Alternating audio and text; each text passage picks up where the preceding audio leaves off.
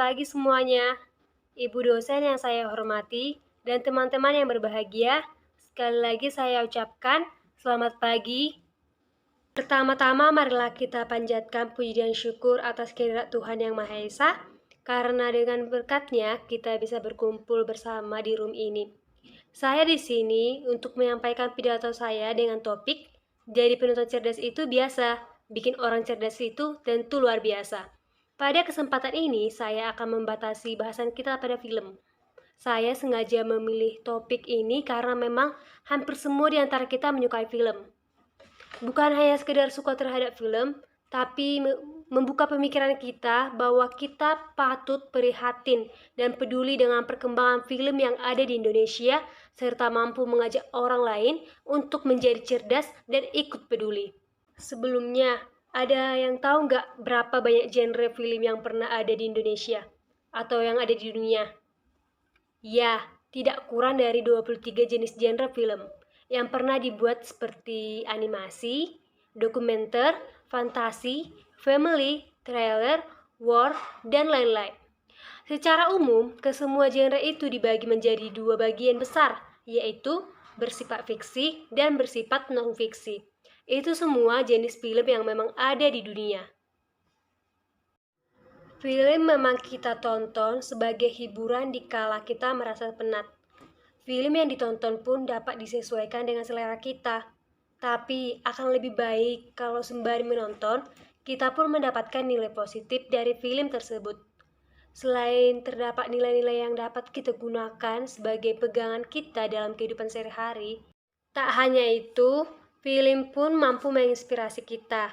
Misalnya, pada film Sherlock Holmes, kita diajak untuk berpikir kritis, teliti, dan mampu memprediksikan hal yang akan datang di waktu yang akan datang.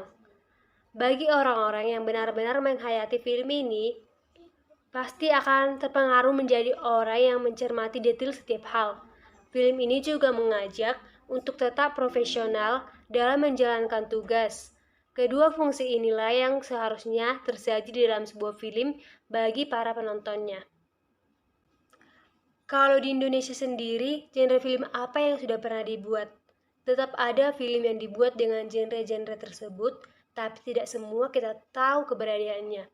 Karena genre film yang paling marak ada di Indonesia adalah komedi, horor, patriotik, romantik, dan sejarah. Namun, hal yang menjadi perhatian kita yaitu film di Indonesia lebih didominasi oleh film-film yang kurang bermutu, seperti film komedi disertai dengan kesan sensual atau film horor yang disertai mistik dan pornografi. Tentu ini meresahkan, apalagi film merupakan media yang sangat besar dampaknya dalam penyebaran pengaruh. Film-film tersebut menumbuh suburkan pembodohan bangsa, perusakan moral bangsa, dan mengukung kreativitas sineas yang jauh lebih berbakat.